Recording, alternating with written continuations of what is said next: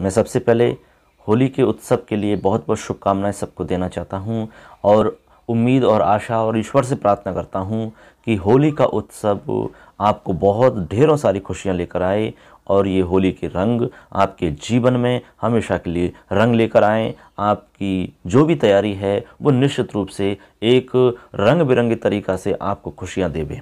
चलिए दोस्तों, स्टार्ट कर रहे हैं हम। आज हम संस्कृत का बहुत ही खास टॉपिक आपके सामने लेकर आए हैं, समास। इसके अंदर हम समास के सभी प्रश्नों को शामिल करेंगे जो भी आपके एग्जाम में, रीट में या किसी भी एग्जाम में पहले पूछा जा चुका है।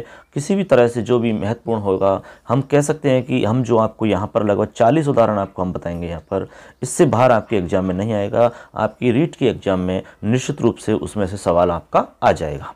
तो आप उन 40 उदाहरणों को अच्छे से समझ लेंगे। हम उसको व्याख्या के साथ में आपको यहाँ पर पूरा विश्लेषण करके बताएंगे। एक एक उदाहरण को हम अच्छे से क्लियर करके आपको बताएंगे। ऐसे 40 उदाहरण हमने बिल्कुल सेलेक्ट किए हैं, सारा कुछ देख करके चलिए स्टार्ट करते हैं। चलिए दोस्तों, देखिए सबसे पहला सवाल हम देखते हैं। रीट के जितने भी विद्यार्थी हैं, बहुत ही अच्छा हमने ये आपका मैटर तैयार किया है। इससे बाहर आपका समास का कोई भी उदाहरण शायद नहीं बन पाएगा, इसी में से आपका निश्चित रूप से आ जाएगा। तो पहला सवाल चलिए देखते हैं पहले सवाल की तरफ। सभी लोग अपनी अपनी तैयारी के हिसाब से सवाल आप सॉल्व करना और आप अपना आकलन करना कि आपका सवाल कौन सा उत्तर आपका होगा और कितने सवाल आपने सही किए हैं। चलिए देखिए, ये हमारा रीट संस्कृत समास पहला प्रश्न देखते हैं। पहला प्रश्न है आपका, प्राय उत्तर पद प्रधान है समास है भवति। ठीक, प्रश्न हमारा ये है कि प्राय उत्तर पद प्रधान जो समास है वो कौन सा होता है। ठीक, चलिए बताइए सब। सबसे पहले आप देखेंगे ऑप्शन दे रखा है अव्ययीभाव, बहुब्री, तत्पुरुष और द्वंद्व। फटाफट अपना उत्तर ढूंढ लीजिए, क्या उत्तर होगा फटाफट बताइए। 2 सेकंड के अंदर अपना उत्तर ढूंढिए और क्या उत्तर होगा उसके हिसाब से आप फटाफट कमेंट करके हमें बता सकते हैं। कितने आपका स्कोर हुआ है, कितने नंबर आपके प्राप्त हो रहे हैं इसमें से, वो भी आप बता सकते हैं। 40 में से आपको कितने आ रहे हैं। चलिए ठीक है, करेक्ट। तो इसका हम आंसर बता देते हैं आपको। इसका राइट आंसर होगा बच्चों तत्पुरुष। क्या होगा? तत्पुरुष होगा। ठीक, तो इसका से वाला उत्तर हो जाएगा, क्योंकि हम जानते हैं कि जो आप सबसे पहले छोटी छोटी चीज़ आप सीख लेंगे। जैसे हमने कहा कि भाई प्राय उत्तर पद प्रधान है, यानी कि जिसमें उत्तर पद यानी कि बाद वाला पद। उत्तर पद का मतलब होता है बाद वाला पद। यदि बाद वाला पद प्रधान है, मुख्य है, तो उस समास को हम तत्पुरुष कहते हैं। जैसे इसमें एक उदाहरण है, राज्ञः पुरुष है। क्या है? राज्ञः पुरुष है।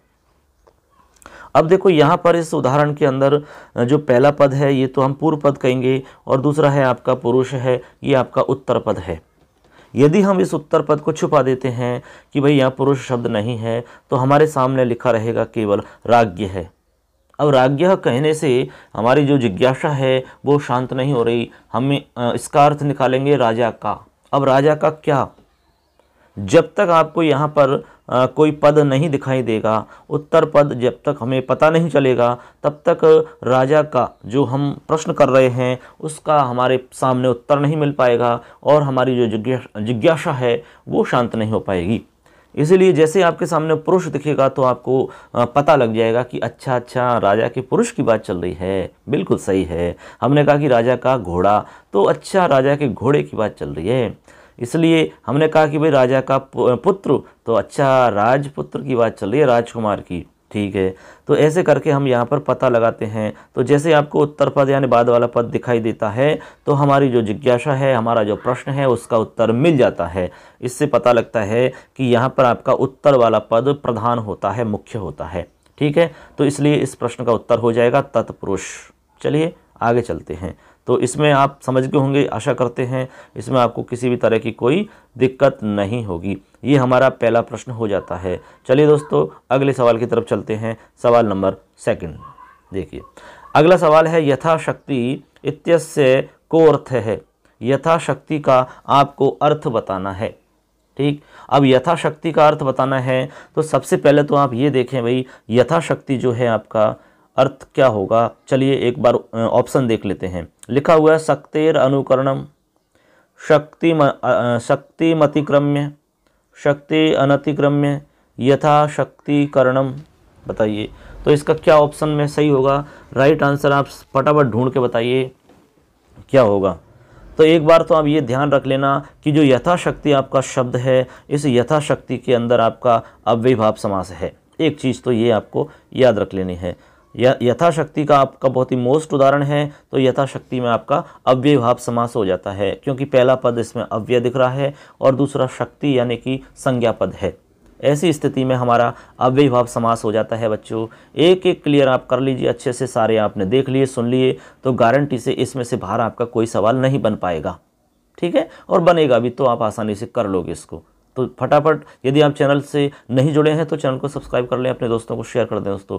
इस पर हम बहुत ही मोस्ट जो भी चीज़ें रहेंगी वो आपको इसी रूप में आपको उपलब्ध करवाते रहेंगे। चलिए, तो अव्ययीभाव समास हो जाता है। अब इसमें उसका उत्तर क्या होगा, फटाफट सोच लिया होगा आपने, बताइए। यदि नहीं सोचा है तो और सोच लो फटाफट और अपना उत्तर ढूंढ लीजिए, हम आपको डायरेक्ट उत्तर बता रहे हैं। चलिए, तो इसका राइट आंसर हो जाएगा शक्तिम अनतिक्रम्य से वाला। शक्तिम अनतिक्रम्य इसका राइट आंसर हो जाएगा, ठीक है। इसका मतलब होता है, हमने आपको बताया उसमें, जब आपको अव्ययीभाव समास आप पढ़ोगे या अव्ययीभाव समास आपने देखा होगा तो उसके अंदर आपने देखा यथाशक्ति आता है। अब यथाशक्ति कहाँ पर आता है, हमने कहा कि भाई यथा जो शब्द है हमारा, उस यथा शब्द के 4 अर्थ होते हैं, ठीक है। एक तो होता है उसका योग्यता, ठीक है, वीप्सा, ठीक, और पदार्थानतिवृत्ति और सादृश्यम। तो उसमें जब हम वाक्य बनाते हैं, अलग अलग समास के उदाहरण बनाते हैं, तो वहाँ पर आता है आपका शक्तिम अनतिक्रम्य, तो यानी कि शक्ति का अतिक्रमण करना, शक्ति का अतिक्रमण न करना, तो अनतिक्रम्य हो जाएगा। यानी यथाशक्ति मतलब शक्ति के अनुसार काम करना, शक्ति का अतिक्रमण नहीं करना है आपको। अरे आप में जितनी शक्ति है नहीं है उतना आप काम कर रहे हो, तो वो शक्ति का अतिक्रम है, अतिक्रमण, वो शक्ति का अतिक्रमण है। आपको मान लो आपके पास इतनी शक्ति है कि भाई 50 किलो वजन आप उठा सकते हो, ठीक है, लेकिन आप अपनी शक्ति का अनतिक्रम यानी अतिक्रमण करके आप उसको आप अपनी शक्ति का अतिक्रमण करके 80 किलो वजन उठा रहे हो, तो इसका मतलब है आप अतिक्रमण कर रहे हो, तो उसको कहेंगे कि भाई शक्ति के अनुसार काम करो, इसी को कहेंगे यथाशक्ति, ठीक। तो ऐसे करके इसमें आपने देख लिया भाई, तो यथाशक्ति का अर्थ इसका हो जाएगा आपका शक्ति के अनुसार। यह है शक्तिम अनतिक्रम्य। चलिए अगला प्रश्न, अगला प्रश्न है हमारा 3 नंबर। देखिए लिखा है पंचगंगम इत्यत्र कै समास है। पंचगंगम, तो देखो आपको फटाफट ऑप्शन देख के आप बताइए कि पंचगंगम जो है हमारा इसमें कौन सा समास होगा। देख लीजिए, जैसे ही आप देखोगे फटाफट ऑप्शन में पहले नंबर पे आपका द्विगु समास दिख रहा है, कर्म, इसके बाद में अव्ययीभाव समास है, और तीसरा ऑप्शन आपका कर्मधारय है, और चौथा ऑप्शन आपका तत्पुरुष है। ये आपके 4 ऑप्शन हैं। 4 ऑप्शन में से फटाफट उत्तर आपको ढूंढना है। बताइए कौन सा आंसर इसका करेक्ट होगा, सोचिए। बिल्कुल सही है दोस्तों, इसका जो राइट आंसर होगा वो होगा अव्ययीभाव, ये वाला बिल्कुल एकदम सही है। अव्ययीभाव समास इसमें हो जाएगा। अब आप सोच रहे होंगे भाई इसमें तो संख्या पहले दे रखी है, और संख्या पहले दे रखी है तो इसमें द्विगु समास क्यों नहीं हुआ। आपको तो पता है कि भाई द्विगु समास होता है संख्या पूर्व में होने पर, तो यहाँ क्यों नहीं हुआ। बिल्कुल, तो यहाँ इसलिए नहीं हुआ दोस्तों, यहाँ पर एक नियम है हमारे इस अव्ययीभाव समास के अंदर, नियम है नदीभ्यश्च, एक सूत्र है नदीभ्यश्च। वो कहता है कि जब हम संख्यावाची शब्दों के साथ में नदीवाचक कोई भी नदी विशेष या नदी संज्ञक कोई भी हो या नदी, तो यहाँ पर दिया हुआ है दोस्तों साफ साफ कि संख्यावाची शब्द के साथ में यदि हम नदीवाचक शब्द के साथ समास करते हैं तो वहाँ पर हमारा समास अव्ययीभाव समास होगा। जैसे द्वियमुनम, द्वियमुनम पंचगंगम, ऐसे तो द्वियमुनम पंचगंगम सप्तगंगम ऐसे आपका बन जाएगा। जैसे हमने कहा कि भाई द्वियमुनम यानी कि द्वयोः यमुनयो समाहारः है, द्वियमुनम यमुनम, ऐसे आपका बनेगा सप्तानाम गंगानाम समाहारः इति सप्तगंगम। तो ऐसी स्थिति में आपका जो समास बनेगा वो अव्ययीभाव समास बनेगा। ये विशेष है, याद रख लेना है अच्छे से। यहाँ से आपका रीट में पहले सवाल पूछा जा चुका है, ठीक है ना। तो देखिए अगला सवाल हम देखते हैं। अगला सवाल है आपका द्वयोः यमुनयो समाहारः इत्यर्थे कै समास है। अभी आपको बताया था हमने कि 2 यमुनाओं का समाहार, यहाँ पर कौन सा समास होगा, तो बताइए कौन सा होगा, फटाफट सोच लीजिए। तत्पुरुष, द्विगु, अव्ययीभाव, समाहार, द्वंद्व। तो अभी हमने बताया था इसमें राइट होगा आपका अव्ययीभाव समास। अभी हमने नियम बताया था आपको वही कि संख्या यदि पूर्व में है, बाद में कोई भी नदी विशेष शब्द है, तो वहाँ यदि समास करेंगे तो अव्ययभाव समास हो जाएगा। तो इसका राइट आंसर अव्ययभाव हो जाएगा। चलिए अगले सवाल की तरफ चलते।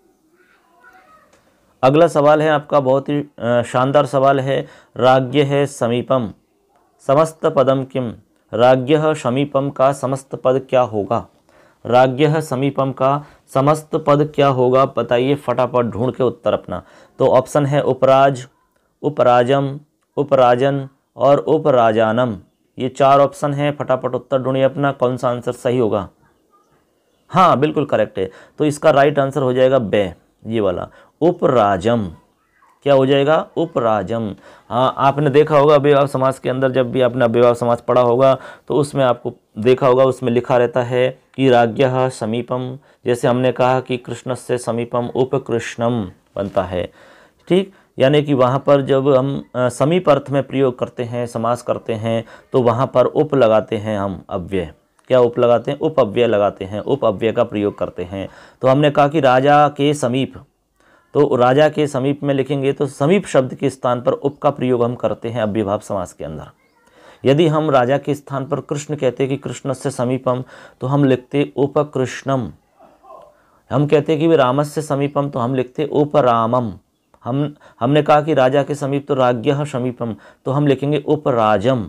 ऐसे बन जाएगा। तो करेक्ट आंसर हो जाएगा आपका राज्ञः समीपम का जो होगा वो बनेगा उपराजम, ठीक है ना। चलिए अगला प्रश्न है। अगला प्रश्न है काको लूकम इह समासः, यानी यहाँ पर कौन सा समास है? काको लूकम इत्यत्र कै समास है? तो यहाँ पर कौन सा समास है? तो देख लीजिए, इसमें ऑप्शन है द्विगु समास, द्वंद्व समास, बहुब्री समास और चौथा ऑप्शन कर्मधारय समास। चलिए अपना उत्तर ढूंढ लीजिए, फटाफट बताइए क्या आंसर होगा इसका। सोचिए अपना उत्तर। हाँ बिल्कुल करेक्ट आंसर है। तो इसका राइट आंसर हो जाएगा बे, ये वाला, यानी इसमें द्वंद्व समास है। क्या है? द्वंद्व समास। कैसे पता लगाया? इसका अर्थ ढूंढ लीजिए। काक यानी होता है कौवा, काक यानी कौवा होता है, ठीक। और उल्लूक यानी उल्लू होता है, उल्लूक यानी उल्लू होता है। अब आप देख लो कौवा और उल्लू, ऐसा अर्थ इसका निकल रहा है। कौवा और उल्लू दोनों का समाहार हो गया तो काकोलूकम बन गया। यानी ये आपका कौवा और उल्लू 2 हो गए आपके, ठीक है ना। तो कौवा के साथ उल्लू का आपका क्या हुआ? हमने समास किया तो द्वंद्व समास हो जाएगा। कौवा और उल्लू, काक और उलूक, तो काकोलूकम हम उसको कहेंगे। क्या कहेंगे? काकोलूकम। तो इसका राइट आंसर हो जाएगा द्वंद्व समास, ठीक है ना। चलिए अब आगे देखते हैं अगला प्रश्न हमारा क्या कहता है, उसमें भी समझ लेते हैं। सवाल है गृहे गते है इत्यत्र कै समास है? गृहे गते है, ये आपका रीट में पूछा जा चुका प्रश्न है, आपके रीट में पहले आया हुआ सवाल है। तो बताइए इसका क्या आंसर होगा। तो देखिए द्वंद्व समास, द्वितीय तत्पुरुष समास, कर्मधारय समास, द्विगु समास, कौन सा राइट आंसर होगा? फटाफट ढूंढ के अपना आंसर लगाइए और देखिए, अपना आकलन करिए कितना आपका सही हो रहा है, कितने % आपका बिल्कुल करेक्ट हो रहा है। बिल्कुल, तो इसका राइट आंसर हो जाएगा बच्चों, देखो बिल्कुल एकदम सही बताया आपने, द्वितीय तत्पुरुष इसके अंदर हो जाएगा। कौन सा होगा? द्वितीय तत्पुरुष। हमने कहा कि जब भी आप पहचान करो तो जब आपके सामने कोई भी शब्द लिखा हुआ है उसका आप विग्रह करोगे, तो यदि पहले नंबर पे स्टार्टिंग में पूर्व पद के अंदर आपकी द्वितीय विभक्ति आ रही है तो निश्चित रूप से आप समझ लेना कि उसमें द्वितीय तत्पुरुष है, और उत्तर पद उसमें प्रधान है। तो ये तो हम पहले आपको पहचान में बता ही दिया है, उत्तर पद प्रधान होता है तत्पुरुष के अंदर। तो यहाँ पर आप देखेंगे कि गृह गते का मतलब हो जाएगा घर को गया हुआ। कहाँ गया हुआ? घर को गया हुआ। अब ऐसे इसके स्थान पर हम कह सकते हैं कि जैसे स्वर्गम गते है तो स्वर्ग गते है, ऐसे बनेगा स्वर्ग है गते है, स्वर्ग गते है, स्वर्गम गते है। हमने कहा कि नरक को गया तो नरकम गते है बन जाएगा। तो यहाँ भी आपका द्वितीय तत्पुरुष हो जाएगा। गृह गते है तो गृहम गते में भी आपका द्वितीय तत्पुरुष हो जाएगा। हमने कहा भी भाई नरक को गया तो नरकम गते बन जाएगा। हमने कहा कि भाई गाम को गया तो ग्रामम गते बन जाएगा। ऐसे बनते हैं इसमें उदाहरण। तो बस एक समझ गए तो आप बहुत सारे उदाहरण अपने आप ही समझ जाओगे और आपके वो राइट हो जाएंगे, कहीं प्रॉब्लम नहीं है। तो ये देखिए हमारा सवाल हो जाता है। चलिए अगले सवाल की तरफ चलते हैं। अगला सवाल आपका बहुत ही शानदार सवाल है। लिखा है विद्याहीन है, विद्याहीन है इत्यत्र कै समास है? विद्या से हीन, यहाँ पर कौन सा समास है बताइए। तो यहाँ पर आप देखिए कौन सी विभक्ति लग रही है, विद्या से हीन। आप अर्थ देख करके भी पता लगा सकते हैं, विद्या से हीन में आपको यहाँ पर तृतीय विभक्ति का प्रयोग हो रहा है, तो निश्चित रूप से आप समझ जाएंगे यहाँ पर तृतीय तत्पुरुष समास है। कौन सा समास है, तृतीय तत्पुरुष। आपको पता है कि विभक्तियाँ यानी कि द्वितीय विभक्ति से लेकर के सप्तमी विभक्ति तक केवल तत्पुरुष समास ही होता है, तो इससे भी आप अंदाजा लगा सकते हैं। देखिए तो यहाँ पर आपका तत्पुरुष समास हो जाएगा, तो राइट आंसर हो जाएगा तत्पुरुष समास। क्या हो जाएगा, तत्पुरुष। अब इसमें कर्मधारय होगा नहीं, क्योंकि कर्मधारय समास जो होता है हमारा वो विशेषण विशेष्य उपमान उपमेय की स्थिति में होता है। द्वंद्व समास होता नहीं है। द्वंद्व समास आपका चार थे द्वंद्व यानी च के अर्थ में होता है, और केवल समास आपका होगा ही नहीं। ठीक है, तो ये बिल्कुल ही आपका राइट नहीं है, तो राइट आंसर जो बनेगा वो होगा आपका तत्पुरुष समास। चलिए अगला प्रश्न। अगला प्रश्न है गो सुखम गोभ्य सुखम इति कै समास है। यानी गो सुखम हमारा पद है, जिसका विग्रह हम करेंगे तो बनेगा गोभ्य सुखम, यानी गायों का सुख। गोभ्य सुखम गायों के लिए सुख। गोभ्य सुखम का मतलब गायों के लिए सुख। ठीक है, हमने कहा कि भाई गोभ्य सुखम तो गायों के लिए सुख, या फिर हमने कहा कि गोभ्य हितम गायों के लिए हित, ऐसे। तो यहाँ पर बताइए कर्मधारय होगा क्या, चतुर्थी तत्पुरुष होगा क्या, पंचमी तत्पुरुष होगा क्या, या फिर लास्ट ऑप्शन है कोपिने। बताइए क्या आंसर होगा। तो करेक्ट आंसर हो जाएगा बच्चों इसका, बिल्कुल सही बताया आपने, चतुर्थी तत्पुरुष समास इसका राइट आंसर होगा। कौन सा होगा, चतुर्थी तत्पुरुष समास। तो आप अपना आंसर भी सोचते रहिए और खुद आकलन करिए कि आपने कितने सही अपने दिमाग में सोचे हैं और कितना स्कोर आपका हो रहा था। तो राइट आंसर चतुर्थी तत्पुरुष समास हो जाएगा, क्योंकि यहाँ देखेंगे आप चतुर्थी विभक्ति है लेकिन यहाँ बहुवचन का रूप है, इसलिए आपको गोव्य ऐसा दिख रहा है। ठीक है ना, तो यहाँ हम कहेंगे कि भाई गायों के लिए सुख, गोभ्य सुखम, ऐसे हम बनाते हैं। जब आप समास पढ़ा होगा तो आपने जरूर याद रखा होगा कि ऐसे आपके गोभ्य सुखम है, गोभ्य हितम है। ठीक है, जैसे हमने कहा कि भूतों के लिए बलि है तो भूत बलि, ऐसा जो अर्थ आपके निकलते हैं वहाँ पर आपका समास तत्पुरुष होता है। और विभक्ति पहचान करके देख लो कौन सी विभक्ति है, उसी के आधार पर आपका समास बन जाता है। चलिए ये आपका हो गया है, अगले सवाल की तरफ चलते हैं। अगला सवाल है हमारा अशुद्धस्य चयनम कुरुते है। अशुद्ध का चयन करना है, यानी कि कौन सा इसमें उदाहरण अशुद्ध है, इसमें जो लिखा हुआ है उसमें से कौन सा ऑप्शन आपका गलत लिखा हुआ है उसको ढूंढ करके बताना है, वही आपका राइट आंसर होगा। तो चलिए एक एक को चेक कर लेते हैं। सबसे पहले लिखा राज्ञ है पुरुष है, ठीक, और इसका मतलब होता है राज पुरुष है, यानी समस्त पद इसका राज पुरुष बनता है। तो जी बिल्कुल हमारे हिसाब से एकदम सही है भाई। ठीक है, एक एक को चेक कर लेते हैं, जो गलत होगा वो उसी को हम राइट आंसर बना देंगे। तो ये बिल्कुल सही दिख रहा है। अगला है शिक्षाया क्षेत्रे, यानी शिक्षा के क्षेत्र में, ये भी बात सही है, शिक्षा के क्षेत्र में। इसमें कौन सी विभक्ति लग रही है, शिक्षा के, यानी षष्ठी विभक्ति लग रही है, तो ये आपका षष्ठी तत्पुरुष समास का उदाहरण है, बिल्कुल सही है ये तो। और राज्ञ पुरुष में भी षष्ठी तत्पुरुष है, वो भी सही है। अगला है कर्मेण फलम, कर्म फलम, यहाँ गड़बड़ दिख रही है भाई थोड़ी सी। कर्म फलम तो बिल्कुल सही बन रहा है आपका, लेकिन यहाँ पर जो विग्रह किया गया है ना, ये विग्रह गलत है आपका। तो कर्मेण फलम गलत विग्रह है, कर्मेण फलम नहीं होगा भाई। कर्मेण से तो कर्म से होता है, कर्म से फल, ऐसा विग्रह ठीक नहीं है। इसका जो विग्रह है वो अनुचित है, इसका विग्रह होता है कर्मस्य फलम, कर्म फलम, जो कि आपका ठीक नहीं है। आगे लिखा एकता या सूत्र, एकता के सूत्र में, ये भी बात सही है एकदम। तो आपका सही पद बनेगा एकता सूत्रे। तो 3 ऑप्शन सही है, एक गलत है, तो आपका से वाला गलत है। कहने का मतलब से ऑप्शन हो जाएगा आपका। कौन सा ऑप्शन हो जाएगा, से वाला इसका राइट आंसर हो जाएगा, क्योंकि ये गलत है, इसमें विग्रह गलत है। आपका पद तो सही है कर्म फलम, लेकिन विग्रह गलत होने के कारण राइट आंसर आपका से हो जाएगा। ऐसे आपको ढूंढना होता है। चलिए अगले सवाल की तरफ चलते हैं। देखिए अगला सवाल है हमारा, बहुत ही अच्छा सवाल है। गांधी महोदय, यह कै समास है। अब गांधी महोदय है तो गांधी की यहाँ पर एक प्रकार से ये विशेषता हो गई, गांधी महोदय। तो हमने कहा कि जब विशेषण विशेष में समास होता है या उपमान उपमेय में समास होता है तो वहाँ सिर्फ और सिर्फ एक ही समास होता है, उसका नाम है कर्मधारय समास। तो बताइए यहाँ पर कौन सा समास हो जाएगा, कर्मधारय समास राइट आंसर हो जाएगा। गति तत्पुरुष समास नहीं होगा, अव्ययभाव समास नहीं होगा, पहला पद अव्यय होना चाहिए। प्रादि तत्पुरुष समास भी नहीं होगा, प्रयादि के साथ में होता है, जैसे प्राचार्य है ऐसे। तो यहाँ पर आपका राइट आंसर जो बनेगा वो होगा कर्मधारय समास। ठीक है ना। अगला उदाहरण देखते हैं, और भी उदाहरण बहुत ही शानदार है। अगला देखिए नीलम उत्पलम इति, नीलोत्पलम बनता है। तो यहाँ पर पूछा गया कोई कौन सा समास है, बिल्कुल सही है। तो नीलम यानी नीला होता है, उत्पल यानी कमल होता है।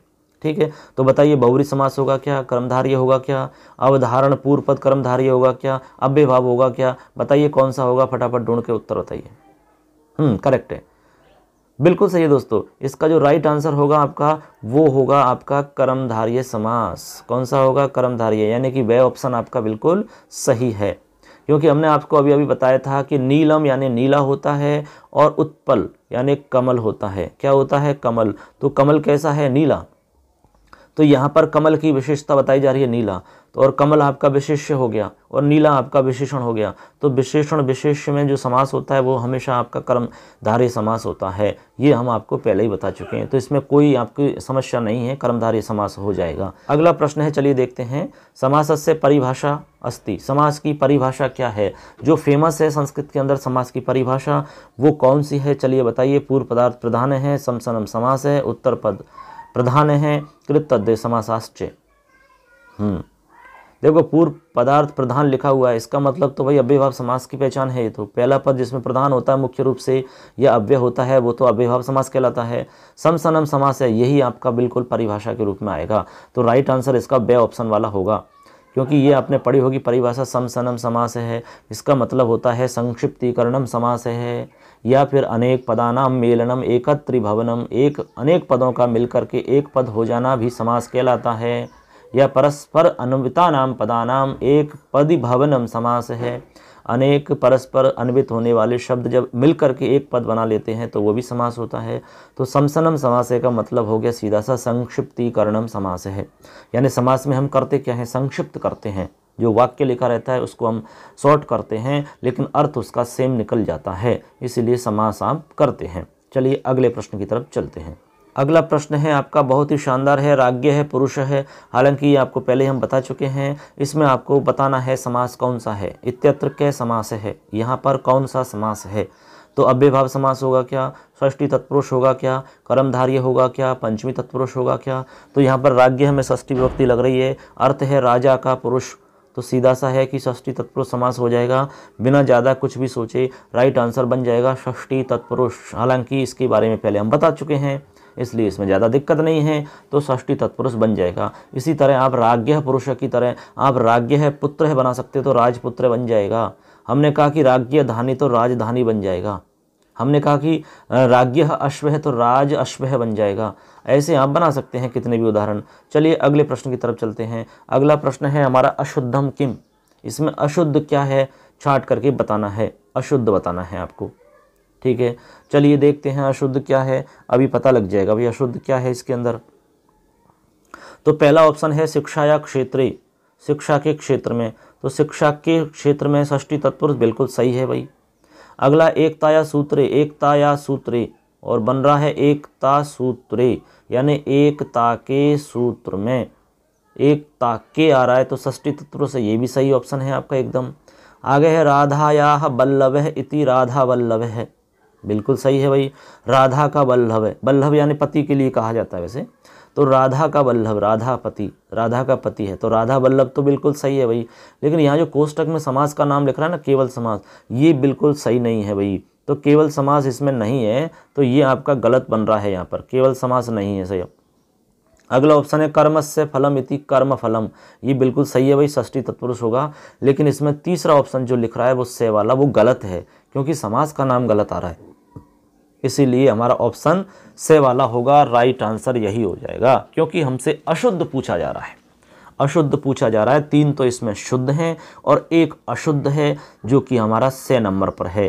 तो राइट आंसर हो जाएगा राधाया वल्लभ है इति, राधा वल्लभ है। तो यहाँ पर षष्ठी तत्पुरुष समास होगा बच्चों। यदि षष्ठी तत्पुरुष लिखा होता यहाँ पर राधा वल्लभ के सामने, तो आपका ऑप्शन सही होता, लेकिन नहीं लिखा है तो गलत है। चलिए अगले सवाल की तरफ चलते हैं। अगला सवाल है नय तत्पुरुषस्य उदाहरणम अस्ति। नय तत्पुरुष का उदाहरण आपका है, ढूंढ करके बताना है कौन सा है। उपकृष्णम, अनागतम, रामपुत्र है, यूपदारुह, बताइए कौन सा है। देखो हम ढूंढते हैं बच्चों, बताइए कौन सा आंसर होगा। बिल्कुल सही है भाई, करेक्ट है भाई। देखो अनागतम सही है एकदम, कौन सा है? अनागतम। अनागतम का मतलब है, यदि हम इसका विग्रह करेंगे तो हम कहेंगे ने आगतम। क्या कहेंगे? ने आगतम।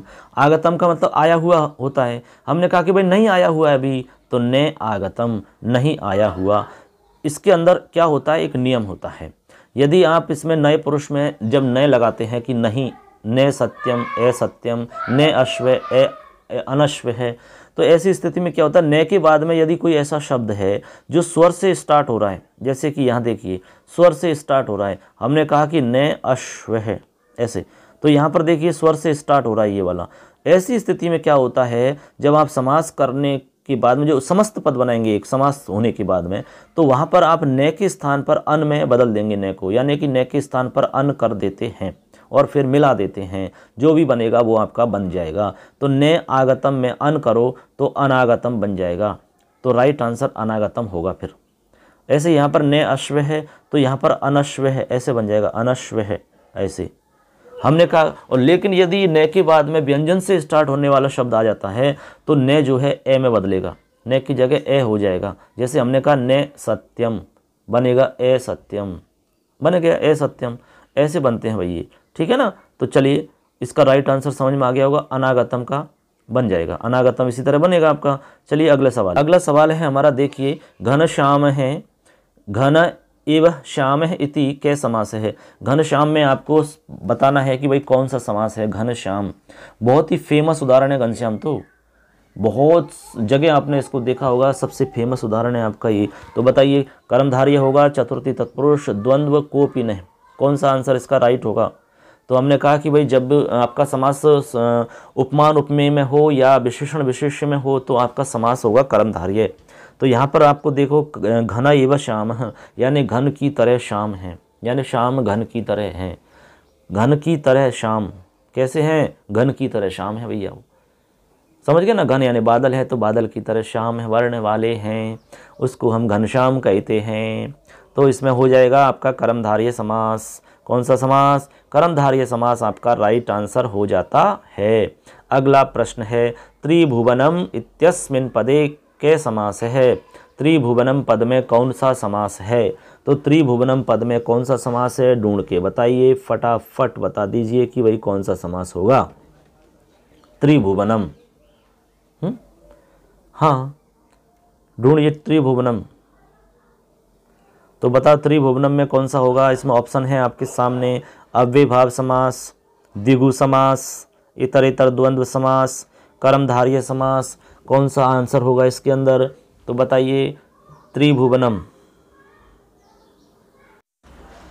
तो देखिए बच्चों इसमें आपका ऑप्शन लिख रहा है त्रिभुवनम में अव्ययभाव समास, द्विगु समास, इतरेतर, कर्मधारय। तो राइट आंसर क्या होगा फटाफट बता दीजिए इसमें। तो बताइए कौन सा होगा। हाँ करेक्ट है बिल्कुल, संख्या आपको दिख रही है, कोई समस्या वाली बात नहीं है।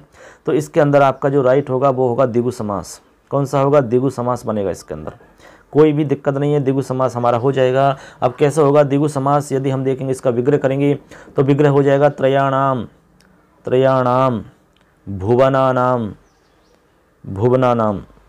देखो त्रयाणाम भुवनानाम ऐसे बन जाएगा, इसमें थोड़ा लिखने में देखिए, भुवनानाम, त्रयाणाम भुवनानाम समाहारे इति त्रिभुवनम, ये ऑप्शन आपका बनेगा त्रिभुवनम। तो ये आपका राइट हो जाएगा द्विगु समास। ये आपका एग्जाम में पूछा गया सवाल है। त्रिभुवनम इत्यस्मिन् पदे समास, तो द्विगु समास होगा। और विग्रह आपको ध्यान रखना है, त्रयाणाम भुवनानाम समाहारे इति, ये आपका बन जाता है। चलिए अगला सवाल हम देखते हैं इसी में। चलिए अगला प्रश्न देखते हैं, माता पितरौ इत्यस्य या पदस्य का विग्रह है। माता पितरौ जो हमारा पद है इसका विग्रह क्या है ये हमें बताना है। तो माता पितरौ का विग्रह क्या होगा बताइए। माता च पिता च, बिल्कुल राइट है, बाकी ऑप्शन देखने की आवश्यकता ही नहीं है, यही आपका सही ऑप्शन है। हमने बहुत पहले से पढ़ा होगा, बहुत ही फेमस उदाहरण है, माता च पिता च, माता पितरौ, माता और पिता, ठीक है। और कौन सा आपका इसमें समास होगा बता दीजिए। चलो ये भी बता दो साथ साथ में, कौन सा समास होगा भाई इसमें। हाँ तो माता च पिता च में आपको पता है च अर्थ द्वंद्व समास होता है, केवल द्वंद्व होता है, तो इसमें राइट होगा हमारा माता च पिता च और समास होगा द्वंद्व। ये तो हमारे 19 प्रश्न हो गए एवैसेदय के रूप में हमने बनाए। अब हम आपको कुछ परीक्षा उपयोगी महत्वपूर्ण उदाहरण बता रहे हैं, जिसमें आपको समास का विग्रह मिलेगा, समास का नाम मिलेगा और समस्त पद क्या बनेगा, वो आपके 21 हैं। ऐसे करके 40 हमारे टोटल हो जाते हैं। तो ये मानकर चलो कि निश्चित रूप से आपका समास का टॉपिक कंप्लीट हो जाएगा। इसमें से यदि आपके 2 या 3 सवाल जो भी बनेंगे वो आपके सही हो जाएंगे। चलिए, यदि चैनल को अब तक सब्सक्राइब नहीं किया तो फटाफट कर लो, अपने दोस्तों को शेयर कर दो। अब देखते हैं परीक्षा उपयोगी उदाहरण। चलिए, देखिए यहाँ पर हमारे सामने लिखे हैं परीक्षा उपयोगी उदाहरण। अब यहाँ से हम स्टार्ट करते हैं। सबसे पहला इसमें लिखा है, चलिए यहाँ से देख लेते हैं। चंद्र है शेखरे यस्य से, चंद्र शेखरे यानी चंद्र है शेखर पर जिनके, उनको कहते हैं चंद्रशेखर। क्या कहते हैं? चंद्रशेखर। तो चंद्र है शेखरे यस्य से, चंद्र है शेखर पर, सिर पर जिनकी चंद्र है, किनको कहते हैं? चंद्रशेखर। भगवान शिव को कहते हैं। तो शिव भगवान के सिर के ऊपर आपने देखा हो ना, चांद का टुकड़ा सा लगा रहता है, वही है चंद्रशेखर। तो अब इसमें अन्य अर्थ प्रदान हो रहा है, अन्य अर्थ निकल रहा है। पूर्व पद कोई अर्थ नहीं निकल रहा, उत्तर पद भी प्रदान नहीं है, कोई अन्य ही अर्थ निकल रहा है, तीसरा अर्थ। तो ऐसे समास में हमारा ऐसा जो हमारा अर्थ रहता है वो हमारा बहुब्री समास होता है। कौन सा समास होता है? बहुब्री। इसलिए यहाँ पर बहुब्री समास होगा। अगला है हमारा इसमें नित्यम व्ययी यस्या सा, जो नित्य व्ययी है यानी नित्य व्ययी, नित्य व्यय करने वाला, यस्या सा यानी ऐसी वह, नित्य व्यय करने वाली ऐसी वह, यानी कोई स्त्री है जो नित्य व्यय करती है, व्यय खर्च करना, व्यय करना, तो उसको हम कहेंगे नित्य व्यय, नित्य व्यया, नित्य व्यया, इस तरीक़ा से। और हमारा समास हो जाएगा बहुब्री समास। ठीक है। अगला है हमारा हरिश्चय हरश्चय, हरिश्चय हरश्चय। अब यहाँ बताइए क्या बनेगा? हरिश्चय हरश्चय। अब यहाँ देखो, हरि है और हर है, दो हैं, दोनों को मिलाया तो हरि हरऊ बना। क्या बना? हरि हरऊ। तो आपको पता है हरि हरऊ है, तो ऐसी स्थिति में द्वंद्व समास होता है आपका। चय के अर्थ में तो द्वंद्व होता ही है सभी जगह, कोई ज़्यादा दिमाग लगाने की आवश्यकता नहीं पड़ती है। तो हरि हरऊ में द्वंद्व समास हो जाएगा। ऐसे अगला है जनकी चय जनक है चय, जनकी जनक, तो यहाँ बन जाएगा आपका जनकी जनकऊ, जनकी जनकऊ। यहाँ भी चय अर्थ हो रहा है तो द्वंद्व समास यहाँ भी हो जाएगा। आगे है राम है चय कृष्ण है चय, तो यहाँ भी चय आ रहा है तो राम कृष्ण बन जाएगा, तो यहाँ भी आपका द्वंद्व समास हो जाता है। अगला ऑप्शन है बहुत ही फेमस है और बहुत ही अच्छा है, मक्षी का नाम अभाव है। अभाव के अर्थ में आपको पता है अव्ययभाव समास होता है कि नहीं? निर्मक्षिकम है, निर्जनम है, ऐसे निर्धनम है, ऐसे। तो निर्मक्षिकम बन रहा है यहाँ पर, अव्ययभाव समास हो जाएगा। ऐसे अगला है रूपस्य योग्यम, तो अनुरूपम बनता है, यानी रूप की योग्यता, अव्ययभाव समास होगा। हमने आपको बताया कि यथा के 4 शब्द, जो यथा शब्द है हमारा उसके 4 अर्थ होते हैं। हमने आपको बताया कि जो यथा है उस यथा के 4 अर्थ होते हैं। उसमें एक आता है योग्यता, वीप्सा, पदार्थानतिवृत्ति, सादृश्यम। तो पदार्थानतिवृत्ति हमारा इसमें बन जाएगा रूपस्य योग्यम अनुरूपम, यानी अव्ययभाव समास हो जाएगा। आगे है त्रयः मुनयः, 3 मुनि। अब आप देख रहे होंगे भाई 3 तो संख्या है, तो संख्या से देखकर काम नहीं चलेगा। यहाँ पर हमारा एक नियम रहता है कि संख्यावाची शब्द, संख्यावाचक शब्द के साथ में यदि मुनिवाचक और वंशवाची शब्दों का हम समास करते हैं तो वहाँ अव्ययभाव समास होता है। इसलिए अव्ययभाव समास होगा, त्रिमुनि और त्रय मुनयः बनेगा, विकल्प से होता है यहाँ पर। ऐसे द्वौ मुनि, 2 मुनि, तो यहाँ भी आपका द्विमुनि और द्वौ मुनि दोनों बन जाएंगे, यहाँ भी अव्ययभाव समास हो जाएगा। अगला है द्वयोः यमुनयोः समाहार है, 2 यमुनाओं का समाहार द्वियमुनम बनेगा। अब यहाँ भी अव्ययभाव समास होगा, क्योंकि हमने भी नियम बताया था आपको कि संख्यावाची शब्दों के साथ में यदि नदी विशेष कोई भी है, नदी विशेष कोई शब्द है, तो उसके साथ यदि हम समास करेंगे तो वहाँ अव्ययभाव समास होगा, द्विगु समास नहीं होगा। नदी विष्ट एक सूत्र है, उसके हिसाब से ये बनेगा। ऐसे आपका सप्तानाम गंगा नाम समाहार है, सप्तगंगम बनेगा। बहुत ही मोस्ट उदाहरण दोनों के दोनों, अव्ययभाव समास होगा। ठीक है। अगला है स्वर्गम गते है, स्वर्ग गते है, स्वर्ग को गया, तो द्वितीय विभक्ति है इधर स्वर्गम में, तो अब यहाँ बन जाएगा हमारा द्वितीय तत्पुरुष। ऐसे ही है द्विजाय अयम, द्विजाय यानी यह, द्विज के लिए यह है, तो आपका के लिए आ रहा है, चतुर्थी है तो आपका द्विजार्थे बनेगा आपका ये पुल्लिंग के अंदर, तो बन जाएगा चतुर्थी तत्पुरुष। ऐसे ही है आपका नय अश्व अनश्व है, तो नय अश्व अनश्व में हम आपको पहले बता चुके हैं, अभी आपने पहले ऑप्शन देखे होंगे तो शुरू से देख रहे होंगे तो जरूर समझ जाएंगे, अनश्व में नए समास होगा। ऐसे नए ब्राह्मण में अब्राह्मण बनेगा, नए समास होगा बिल्कुल। कृष्ण है सर्प है, कृष्ण सर्प, काला सांप है, तो विशेषण विशेष हो गया कि नहीं हो गया, तो कर्मधारी हो जाएगा विशेषण विशेष में, कृष्ण सर्प बन जाएगा।